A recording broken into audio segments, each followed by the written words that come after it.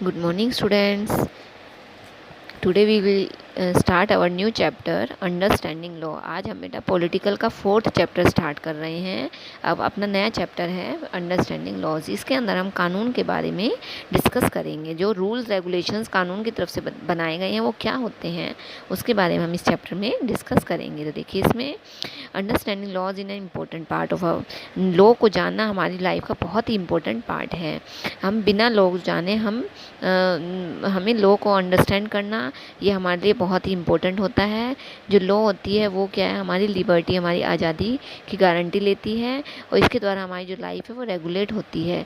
जो law abiding citizens होते हैं, यानी कि जो लॉ कानून में बंधे हुए लोग होते हैं, वो बहुत ही सेफ़ होते हैं, बहुत ही पीसफुल लाइफ वो एंजॉय करते हैं। दूसरी तरफ जो लोग लॉ का उल्लंघन करते, कानून का उल्लंघन करते हैं, वो हमेशा ट्रबल में, वो हमेशा परेशानियों में फंसे रहते हैं। आमतौर पर जो लॉ होते हैं वो क्या होता है, सेट ऑफ रूल्स, यानी कि जो रूल्स बनाए गए हैं सरकार की तरफ से, कानून की तरफ से, संविधान की तरफ से, जिसे गवर्नमेंट को भी फॉलो करना होता है और हम पब्लिक को भी फॉलो करना होता है।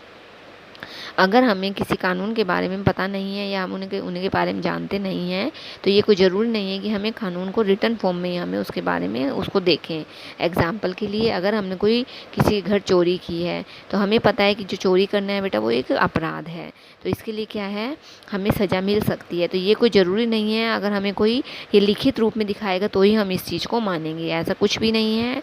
हमें जब जिन चीज़ों के बारे में पता है वो हमें उसके बारे में हमें पता है कि अगर हम कुछ गलत कार्य कर रहे हैं तो इसके लिए हमें सज़ा भी मिल सकती है। पुराने समय में क्या होता था, बहुत सारे जो लॉ थे, बहुत सारे कानून बनाए गए थे जिन्हें इक्वल रूप में अप्लाई नहीं किया गया था। एग्जाम्पल के लिए, मतलब क्राइम तो एक ही होता था, लेकिन उसके लिए जो पनिशमेंट होती थी वो अलग अलग होती थी, वो कास्ट के अकॉर्डिंग होती थी। जैसे जो अपर कास्ट के लोग थे, जो अमीर वर्ग था, उन्हें क्या है, अलग पनिशमेंट मिलती थी, और जो गरीब वर्ग था उन्हें अलग पनिश किया जाता था।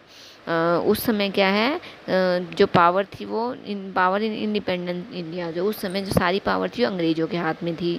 तो इस प्रकार से जो जैसे जैसे चेंजमेंट आया, परिवर्तन आया, तो ये सारी लॉ के अंदर भी, कानून के अंदर भी परिवर्तन आता गया। तो जितने भी लॉ थे वो कंट्री के अंदर जितने भी सिटीजन हैं सभी को फॉलो करने होते थे। और no one can above the law, कोई भी इंसान कानून से ऊपर नहीं है। इसका अर्थ है कि जो कानून है वो किसी भी इंसान से उसके जाति के आधार पर, धर्म के आधार पर भेदभाव नहीं कर सकता। आगे बेटा, इक्वेलिटी बिफोर लॉ, मतलब जो कानून है उसके सामने सभी समान हैं। हमारे भारत के अंदर जितने भी लोग हैं वो उसमें कुछ गरीब भी हैं और अमीर भी हैं, लेकिन कानून की नज़र में ये सभी लोग इक्वल हैं, समान हैं। ये संविधान के अंदर साफ तौर पर बताया गया है। कानूनी रूप पर किसी भी इंसान के साथ धर्म के आधार पर, जाति के आधार पर, लिंग के आधार पर भेदभाव नहीं किया जा सकता। रूल ऑफ लॉ का अर्थ होता है कि जो रूल बनाए गए हैं वो सभी सिटीजन, सभी लोगों के लिए बिल्कुल इक्वल हैं। कोई भी इंसान लॉ से ऊपर नहीं है। कोई भी जो चाहे वो इंसान कितना ही उसका जो स्टेटस है वो कितना ही हाई हो, लेकिन कानून के सामने उस कानून जो है वो सुप्रीम है।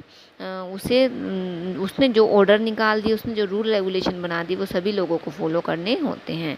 और जिस प्रकार से बेटा हमारे घर के जो गार्जियंस होते हैं, जो हमारे दादा होते हैं, परदादा होते हैं, उनकी बातों को सभी फॉलो करते हैं, उसी प्रकार से हमें भी कानून की बातों को फॉलो करना चाहिए।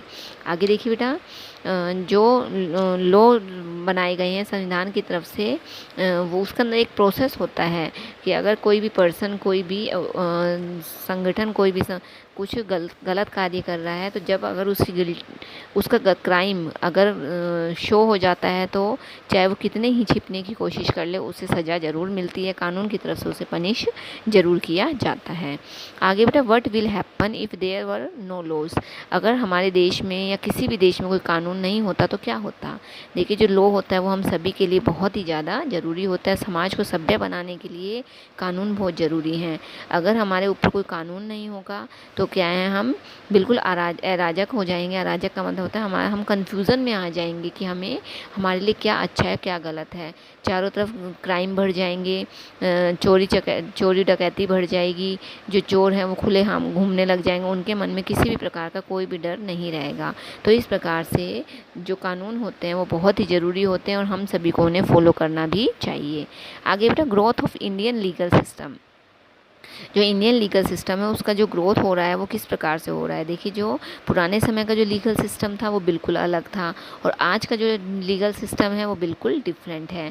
तो इस प्रकार से जैसे जैसे चेंजमेंट आ रहे हैं, नए नए डेवलपमेंट हो रहे हैं, उसी प्रकार से हर चीज़ के अंदर डेवलपमेंट हो रहा है। जैसे आज के टाइम में किसी भी इंसान के साथ जाति के आधार पर, धर्म के आधार पर या स्टेटस के आधार पर उससे भेदभाव नहीं किया जा सकता।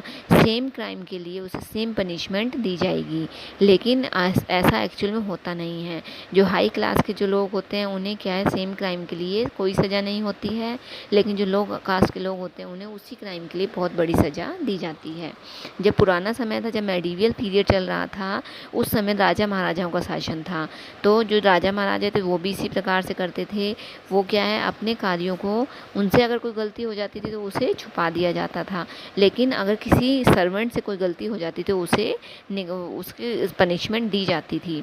जैसे उसके बाद धीरे धीरे अंग्रेज़ों का शासन आया, तो अंग्रेज़ों ने क्या किया, अपने तरीके से नए नए रूल बनाए, लेकिन ये भी अंग्रेज़ों के बेनिफिट के लिए थे। इसमें अंग्रेज़ों ने अपने लिए जो अलग रूल बनाए उसमें क्या था कि अगर अंग्रेज़ से कोई गलती हो जाती है, अगर गलती से वो किसी इंडियन की, किसी भारतीय की को मार देता है, तो उसके लिए कोई भी फ़ाइन नहीं था, कोई पनिशमेंट नहीं थी। लेकिन यही गलती अगर किसी भारतीय से हो जाती थी, अगर भारतीय के हाथों किसी ब्रिटिशर की, अंग्रेज की हत्या हो जाती थी, तो क्या है, भारतीय को सीधी फांसी की सज़ा दी जाती थी। आगे बेटा, who played the constructive role in developing the Indian legal system. अब जो इंडियन लीगल सिस्टम है उसके अंदर सबसे अहम रोल किसका होता है, तो देखिए, जो भारत के जो नेशनलिस्ट हैं वो सबसे अहम इसके अंदर रोल निभाते हैं। जो ये सिस्टम होता है ये पूरी तरह से डेमोक्रेसी के ऊपर आधारित होता है। पुराने समय में क्या था, जो अंग्रेज़ थे उन्होंने हर तरह से अपना फ़ायदा उठाया, उन्होंने भारतीयों को हर तरह से एक्सप्लॉइट किया, उन्हें हर तरह से दबाने की कोशिश की। उनके साथ कभी भी इक्वालिटी नहीं की गई, उनके साथ हमेशा गलत व्यवहार किया गया।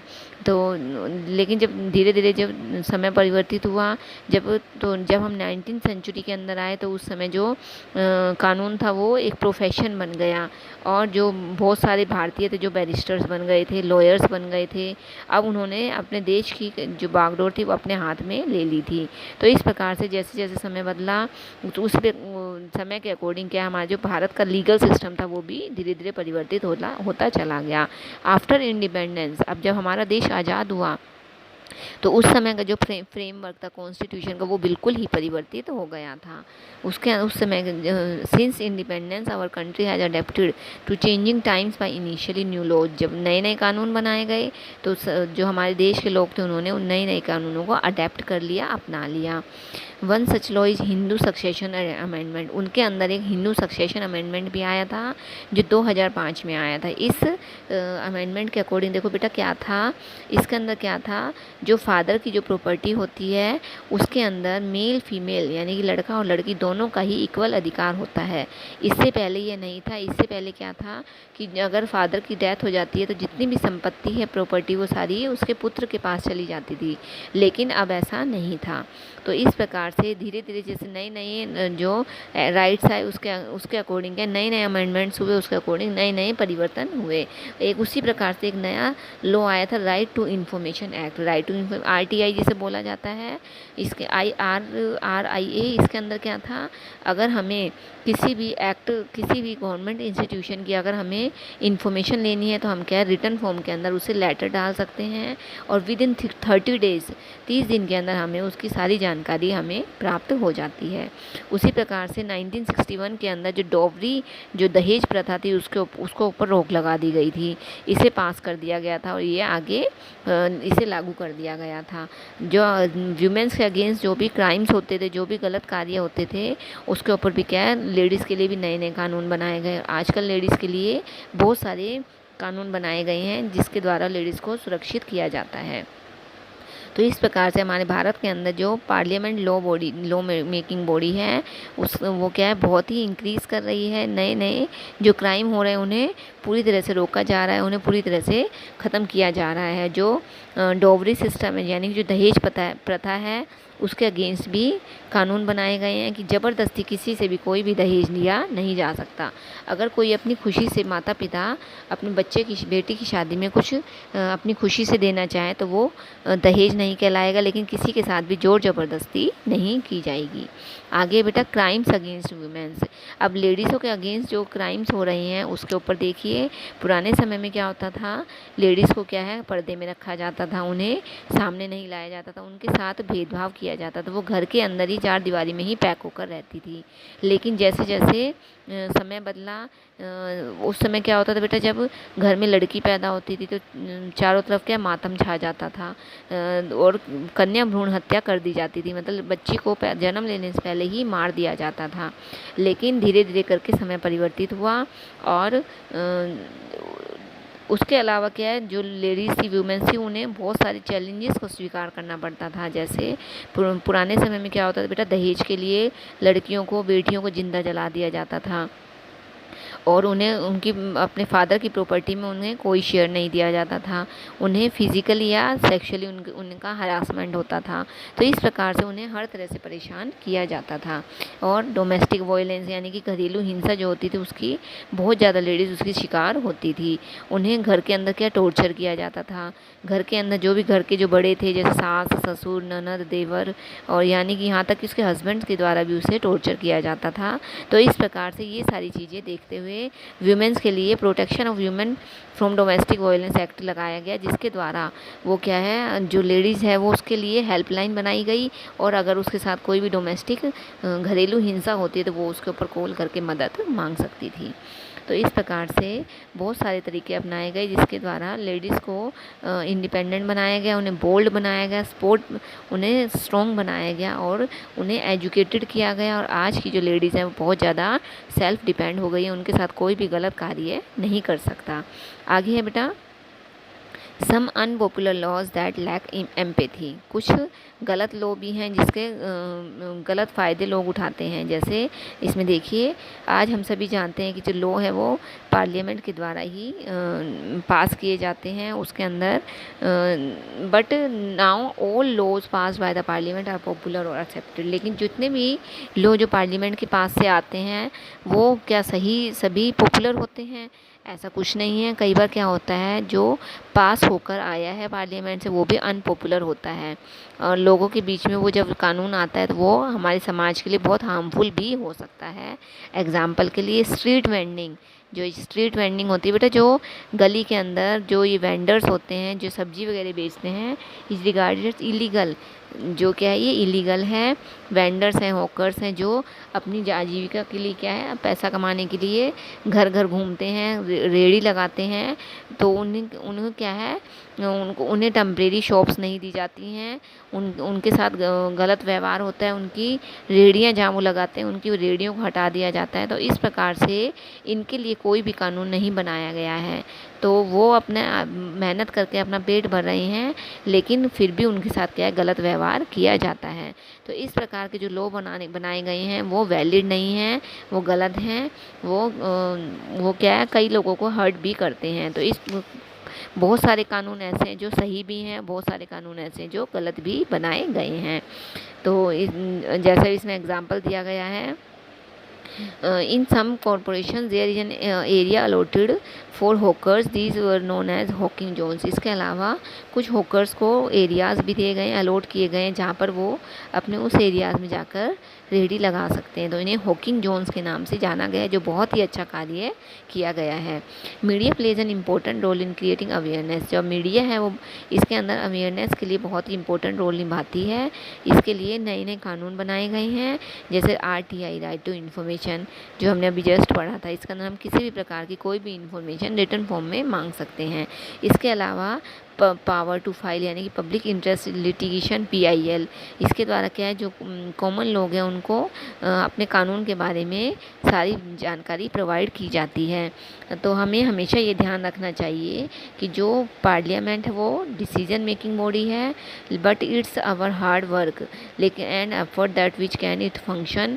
लेकिन अगर हम अपना एफर्ट नहीं देंगे तो जो पार्लियामेंट है वो अपना कार्य सही तरीके से नहीं कर पाएगी in the right manner for the right purpose, और वो अपना सही कार्य नहीं कर पाएगी, जो उसका पर्पज़ है वो उस अपने पर्पज़ को पूरा नहीं कर पाएगी। तो ये हमारा अधिकार है कि बेटा हमें जो कानून बनाए गए हैं हमें उन्हें फॉलो करना चाहिए, हमें कानून का उल्लंघन नहीं करना चाहिए, बल्कि हमें कानून को हेल्प करनी चाहिए, कानून की सहायता करनी चाहिए, हमें उसके अगेंस्ट नहीं जाना चाहिए।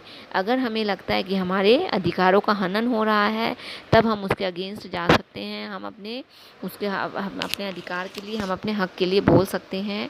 जैसे एग्जाम्पल के लिए अब जो लेडीज़ हैं, वुमेंस हैं, उन्हें क्या है, पुराने समय में वुमेंस को कोई एजुकेशन नहीं दी जाती थी, उन्हें चार दीवारी में रखा जाता था, वो अपने पिता के घर में जन्म लेती थी और उसके बाद उन्हें अपने पति के घर भेज दिया जाता था। तो उनकी जो ज़िंदगी थी बेटा वो घर की चार दीवारी तक ही सीमित होकर रह गई थी। वो अपने मन की इच्छाएं किसी के सामने शेयर नहीं कर सकती थी। वो उनका कार्य होता था सिर्फ चूल्हा चौका संभालना। तो इस प्रकार से ये जो सारे कार्य होते थे ये उसके द्वारा ही किए जाते थे। तो जो नए कानून बनाए गए हैं वो लेडीज़ के लिए बनाए गए हैं। लेडीज़ अपने हक के लिए लड़ाई लड़ सकती है। आज की जो लेडी है बहुत ही पावरफुल हो गई है, बहुत ही स्ट्रॉन्ग हो गई है, वो एजुकेटेड है, वो अपने अधिकार के लिए बोल सकती है। अगर उसके साथ कुछ गलत कार्य हो रहा है तो वो अपने गलत कार्यों के लिए, अपने हक के लिए आवाज़ उठा सकती है, कानून को चैलेंज कर सकती है।